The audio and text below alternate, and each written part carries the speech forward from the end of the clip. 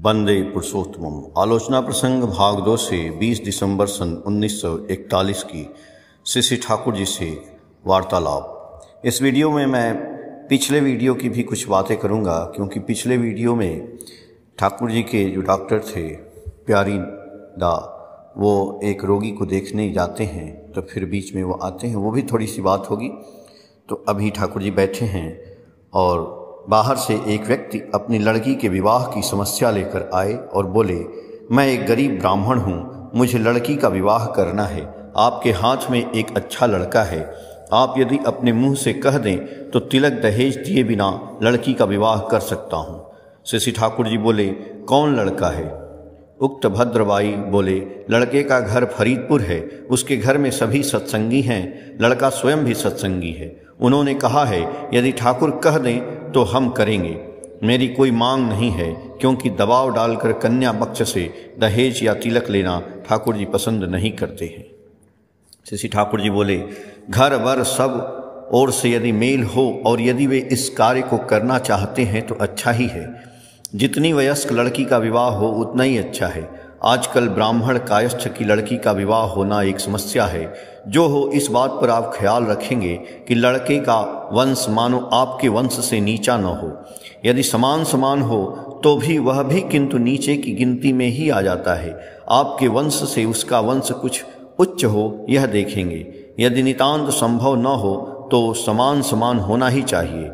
लड़की लड़के के स्वास्थ्य, उम्र, चरित्र, प्रकृति, शिक्षा इत्यादि की संगति की दिशा में भी लक्ष्य रखना चाहिए। उक्त भद्र व्यक्ति बोले, वंश के हिसाब से तो ठीक ही है, वे लोग हमसे उच्च वंश के हैं। श्री ठाकुर जी बोले, यदि देख सुनकर मन पसंद हो तो जाकर करें। उक्त भद्र व्यक्ति बोले, आप एक चिट्ठी लिख कर दें। श्री ठाकुर जी केष्टोदा से बोले कि केष्टोदा चिट्ठी दे देंगे। इसी बीच प्यारी दा आ पहुँचे और बोले, देख कर आया हूँ, आपने जो अनुमान किया था वही बात है। वह मैलेग्नेंट मलेरिया का ही केस है। अभी कम से कम 20-25 रुपए की दवा लगेगी। श्री ठाकुर जी बोले, हरिपद, ओ हरिपद, 25 रुपये दोगे? हरिपद्दा बोले, हाँ। श्री ठाकुर जी बोले, अभी ले आओ। हरिपद्दा को घर से रुपए ले आते देखकर श्री ठाकुर ने कहा, प्यारी दा के हाथ में दो। उसके बाद उन्होंने प्यारी दा से कहा, देखने सुनने के लिए एक अच्छे व्यक्ति को वहां तैनात कर दो और तुम स्वयं जाकर बार बार खोज खबर लो। यदि बर्फ की आवश्यकता हो तो किसी को ईश्वरडीह भेजकर इंतजाम कर लोगे? प्यारी दा बोले, हाँ। आलोचना की धारा व्याहत हो जाने से अनेक व्यक्ति विरक्त हो रहे हैं, बीच बीच में प्रश्न आदि उठाने के लिए चेष्टा करते हैं, किंतु श्री ठाकुर उस ओर विशेष ध्यान न देकर पीड़ित, आर्त और अर्थात्री जो इनके निकट आ चुके हैं उनके लिए यथोपयुक्त व्यवस्था करने में व्यस्त हैं। ऐसी व्यवस्था किए बिना उन्हें चैन कहाँ। सभी यह सोच रहे हैं कि अब यह झमेला दूर हुआ, इस बार आलोचना शुरू होगी। इसी समय सैल माँ किसी और लक्ष्य किए बिना हठात रोती हुई बोली, ठाकुर, निस्तारणी मुझे जो सो कहकर अपमान करती है, मैं यह बर्दाश्त नहीं करूँगी। यदि आप उसे सुधारें तो अच्छा ही है, नहीं तो मैं छोड़ने वाली नहीं हूँ। श्री ठाकुर जी ने हंसकर कहा, मैं क्या करूँगा रे? निस्तारणी ने तुम्हें अपमान किया है तो उसमें मैं क्या करूँगा? वह तुम्हें खूब प्यार करती है, इसलिए वह तुम पर अपना अधिकार दिखाती है। तुम चिढ़ क्यों जाती हो? यदि चिढ़ ही जाती हो तो उनके सामने क्यों नहीं कहती हो? बाद में प्रीति कम न जाए इसलिए उसे कहने का साहस नहीं होता है। जितना जंजाल है मेरे ऊपर ही लाकर झाड़ देती हो। क्या ऐसी बात है न? सैल माँ बोली, खाक मैं उसे प्यार करती हूँ, उस शैतान के साथ मेरी प्रीत कहाँ? श्री ठाकुर जी मधुर स्वर में बोले, उसके बिना तुम चल ही नहीं सकती। सैल माँ गर्व भरे स्वर में बोली, वह तो मेरे पीछे पीछे घूमती है, मैं उसकी थोड़ी ही परवाह करती हूँ। सभी लोग हंस रहे हैं। तत्पश्चात इदायली ग्राम के मुसलमान ने आकर कहा कि उसे एक घर बनाने की जरूरत है, सहायता मिलनी चाहिए। श्री ठाकुर ने उस समय भवानीदा कैशियर फिलांथ्राफी ऑफिस को बुलाकर उसे प्रयोजनानुसार सहायता करने को कहा। निरंतर उनका यह दान चल रहा है। सेवा, संपोषण, अन्न, वस्त्र, वासस्थान, औषध, पथ्य, अर्थ, शिक्षा, सदुपदेश इत्यादि सर्व प्रकार से वास्तविक रूप में सहायता करते हुए हर पीड़ित नर नारी को अक्लांत भाव से पुष्ट और समृद्ध करते चल रहे हैं। अजस्त्र अविराम उनका यह है अवदान।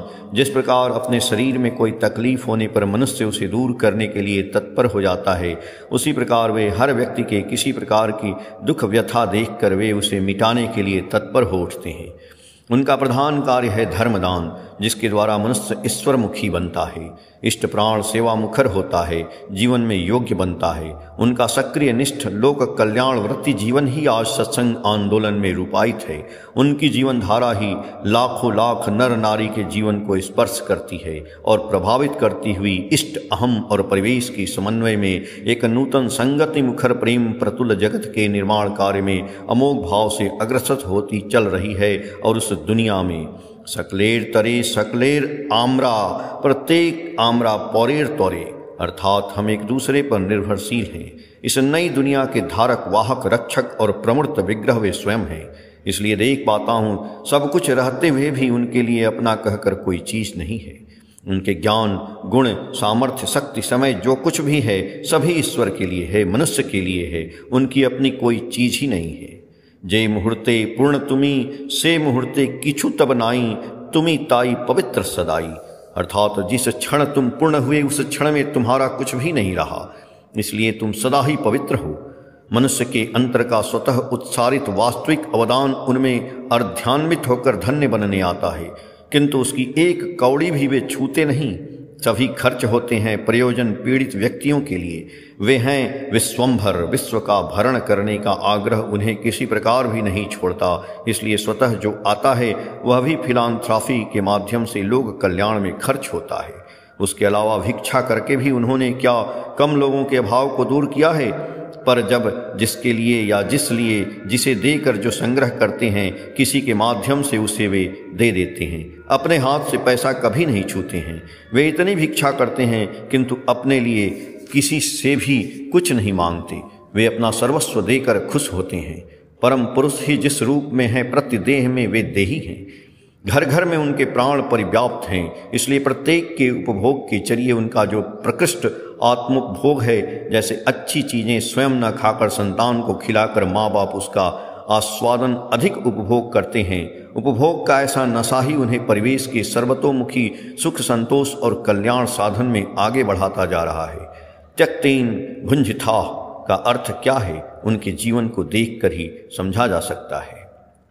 ऐसे लोक स्वार्थी पुरुष को केंद्र कर सत्संग की परिधि में जाति धर्म निरपेक्ष भाव से दीक्षित अधिक्षित कितने लोग आज सुख स्वच्छांद से परम निश्चिंत हो आनंद से जीवन यापन कर रहे हैं। सत्संग फिलांथ्रॉफी ऋत्विक संघ स्वस्ति सेवक संघ दातव्य चिकित्सालय तपोवन विद्यालय विज्ञानालय chemical works mechanical works engineering works press art studio कुटीर शिल्प विभाग कृषि क्षेत्र इत्यादि हर कल्याण प्रतिष्ठान आवश्यकतानुसार जो स्वतः उत्सारित हो उठ खड़ा हुआ है और लाखों लाख इष्ट प्राण सेवाव्रती सत्संगी की सेवा प्राप्त कर संपुष्ट हो उठे हैं। सर्वोपरि तो सत्संग के जीवंत विग्रह श्री ठाकुर का प्रेम प्रेरणा आवश्यकतानुसार सेवा और देवत्व उद्दीपी स्पर्श है। उनके स्पर्श से कितने जीवन आज भागवत चेतना में उन्नीत हो चुके हैं, उसका कोई हिसाब किताब नहीं। उन्हें आश्रय कर संसार में एक नई दैवी संगति का अभ्युदय है। इसलिए केवल मन में ऐसा भाव उठता है कि ऐसे प्रेम ज्ञान मूर्ति निखिल स्वार्थी कोई व्यक्ति यदि आज विश्व के सभी मामलों का नियामक बने रहते तो दुनिया में मनुष्य का जीवन कितना सुखी शांति व आनंदमय हो जाता। आज के जैसा युद्ध पारिवारिक विद्वेष और स्वार्थ संघात का उद्भव नहीं होता। आलोचना प्रसंग भाग 2 के पेज संख्या 87 से 90 तक। जय गुरु।